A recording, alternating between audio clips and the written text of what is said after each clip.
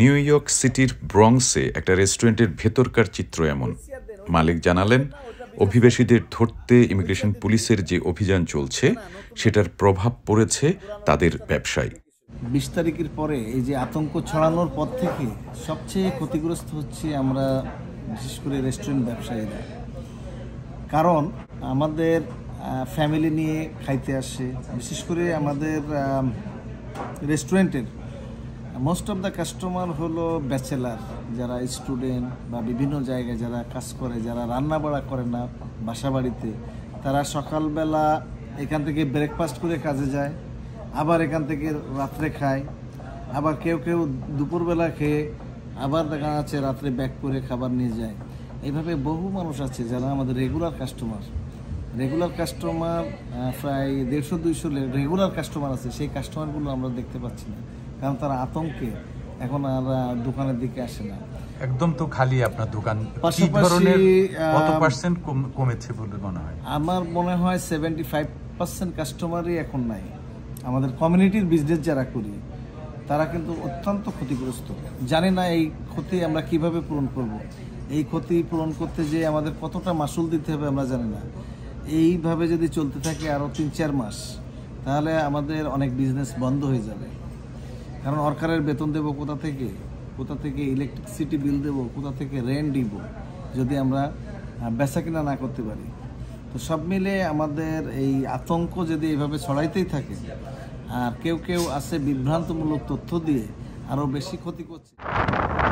বুধবার রাতে ব্রঙ্কস এবং ওজন পার্কে বিভিন্ন জনের সাথে কথা বলেছি, জানার চেষ্টা করেছি এই অভিযানের কারণে কি প্রভাব পড়েছে তাদের মধ্যে। একটু শুনি ওজন পার্কের কি অবস্থা। ওজন পার্কের অবস্থা ভালো আছে, স্বাভাবিক আছে। ওজন পার্কে কোনো সমস্যা এখন পর্যন্ত আমরা দেখি নাই। তবে যেটা একটা মেসেজ সবার জন্য, সেটা হচ্ছে যাদের কাগজপত্র সমস্যা আছে তারা একটু সাবধানে থাকবেন, নিরাপদে থাকবেন, এতটুকুই। একটু বলেন কি অবস্থা শুনি আপনাদের এদিকে। শুনি তো সবার মুখে, মানে অন্তানি আসলে আমরা বাস্তবে কোনো কিছু দেখিনি। ঠিক আছে, সবাই তো মানুষের মুখে মুখে শুনতে আসছি। এখানে আপনারা ঠিক আছেন? আমরা এখন ঠিক আছি, আমাদের অন্তরে কোনো সমস্যা হয় নাই। আর ওই দূরে দূরে শুনি এখানেরটা কোনো আজ পর্যন্ত কোনো সমস্যা হয়নি। এটা একটা আতঙ্ক অবশ্যই বাঙালিদের। আমাদের এলাকার বিয়ানীবাজারের বৈরাগী বাজারের একটা ছেলেকে ধরছে, তারা কিন্তু ভিকটিম ছাড়া ধরবে না। আপনি যদি ভিকটিম হয়ে থাকেন, আপনি কোনো ডিফল্টার হয়ে থাকেন, আপনার ডিপুটেশন থাকে, তারা আপনাকে ধরতেছে। এখানকার এখন পরিস্থিতি কি? পরিস্থিতি মানুষ একটু আতঙ্কর ভিতরে, তবে এইরকম থাকবে না। 2-1 মাস গেলে পরিস্থিতি একটু স্বাভাবিক হবে। প্রফেশনের কারণে আমি শুধু ব্রঙ্কসের বিভিন্ন জায়গায় সারাদিন আজকে আমি ঘুরে বেড়াইছি। তো অন্যান্য যে কোনো সময়ের তুলনায় গত কয়েকদিন যাবৎ একটু শুনশান, একটু মানুষের আনাগোনা কম, মানুষের আড্ডা গ্যাদারিং এগুলো একটু কম, এটা আমার কাছে দেখে মনে হচ্ছে। সম্ভবত আইসেরও ড্রাইভের কারণে হতে পারে। তবে যাদের কোনো সমস্যা নাই তারা শুধু আতঙ্ক হওয়ার তো কোনো কারণ আমি দেখি না। হ্যাঁ, এখন যারা মেইন স্ট্রিম মিডিয়া আছে তারা বলা উচিত কাদের সমস্যা আছে স্পেসিফিক। হ্যাঁ, এই ডকুমেন্ট যাদের কাছে আছে তাদের এই ধরনের স্টেপ নেওয়া উচিত, এই ধরনের স্টেপ নেওয়া উচিত না। হ্যাঁ, এই ধরনের একটা স্বচ্ছ একটা ধারণা থাকা উচিত। আমাদের ওই দিন আমি একটা প্রোগ্রামে ছিলাম, সেখানে আমাদের এই কংগ্রেসম্যান ওকাসিও ছিল, উনিও বলেছেন যদি কোনো সমস্যা হয় তার অফিস অলওয়েজ খোলা 24 আওয়ার্স। সো আপনারা যেতে পারেন, শুধু ভয় পাওয়ার কোনো কারণ নেই। এখনো পর্যন্ত কোনো বাঙালি কমিউনিটির মধ্যে কাউকে অ্যারেস্ট করে না, আমরা শুনি নাই।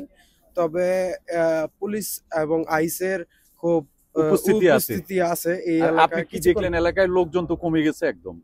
হ্যাঁ, লোকজন একটু কম, কারণ বাঙালি কমিউনিটির মধ্যে ওই যে ট্রাম্পের অধিবেশন নীতি জারির পর থেকে একটু ভীতি ছড়াই গেছে, যার কারণে ওরা একটু আনাগোনা কমই করতেছে। রাস্তায় বাঙালিদেরও তেমন দেখা যাইতেছে না। ব্রঙ্কসের অবস্থা দেখতেই পারতেছেন, আগের মতো যেমন জনঅরণ্য যেরকম আমরা একটা আমেজে ছিলাম, উৎসব টাইপের, ওটা একটু কমে আসছে, ভালোভাবে কমছে, মানুষ কিছুটা কম। যে সমস্ত বন্ধু বান্ধবদের আমরা দেখতাম এবং ফ্রেন্ড সার্কেলে, তাদের কিন্তু কম দেখতেছি, এবং তারা কিন্তু এখানকার সিটিজেন, তারা এখন কম কেন বাইরে যেছে আল্লাহ আল্লাহ জানে। সো মানুষের চলাফেরাটা একটু কমে গেছে।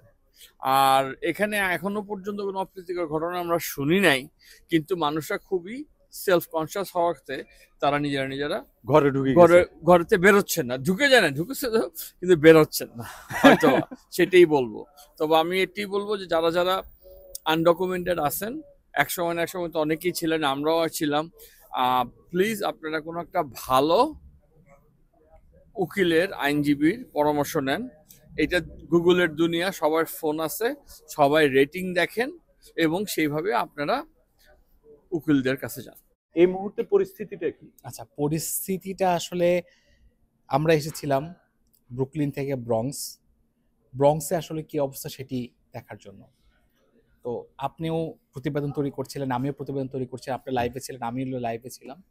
ঠিক তখন হঠাৎ করে যেটি বিষয় আমি একটু বলতে চাই সেটা হচ্ছে যে তখন হঠাৎ করে এনওইপির একটি ভ্যান আসার পরে এনওইপির সদস্যরা নামে ঠিক ওই সময় আমরা বাইরে যারা ছিল তারা কিন্তু অনেকটা হকচকিয়ে গিয়েছিল। এবং আমরা যখন রেস্টুরেন্টের ভিতরে যদি দেখি তখন দেখছিলাম যে কিছু মানুষ খাবার খাচ্ছিলেন, তারা টেবিল থেকে উঠে পড়েছেন। এবং পরবর্তীতে যখন আমরা রেস্টুরেন্টে আসি তখন খলিল ভাইকে তারা ওই এই রেস্টুরেন্টে যারা কর্মরত যারা আছেন তারা বলছিলেন যে তারা অনেকেই কিন্তু দৌড় দিয়েছিলেন। অর্থাৎ জনমনে যে আতঙ্ক সেটির একটা চাক্ষুষ প্রমাণ কিন্তু আমরা দেখতে পারলাম ঠিক এই সময় ব্রঙ্কসে খলিল ভাইয়ের সামনে। তো বিষয়টা হচ্ছে যে আসলে যা ঘটছে এবং একটা ইন্টারেস্টিং বিষয়, আপনার কাছে মনে হয় লোকটা গিয়েছিল, উনি বলছে যে এখানে কি নাকি হামলা হয়েছে, এখানে কি আইস এসেছে, এই সন্ধ্যার ঘটনা। তো এইভাবে আসলে জিনিসগুলো ছড়াচ্ছে এবং মানুষজন যেখানে আতঙ্কিত হওয়ার কিছুই নেই, যেখানে সাবধান থাকার মতো অবস্থা, সেখানে মানুষ আতঙ্কিত হচ্ছেন, প্যানিক সৃষ্টি হচ্ছে এবং সেই প্যানিকে আসলে মানুষের স্বাভাবিক জীবনযাপন খুবই বাজেভাবে বাধাগ্রস্ত হচ্ছে। এটি আসলে কোনোভাবেই কাম্য নয়, কারণ আমরা আমেরিকাতে আছি যেখানে আইন আসলে আমার মনে হয় এই কয়েকদিনের পরিস্থিতিতে আইন সম্পর্কে আপনারা সবাই জেনেছেন, বিভিন্ন জায়গা থেকে পোস্টে আপনারা জানতে পারছেন, আপনাদের নতুন করে বলার কিছু নেই। শুধু এটুকুই বলতে চাই যে আতঙ্কিত হবেন না, সতর্ক থাকুন, সচেতন থাকুন।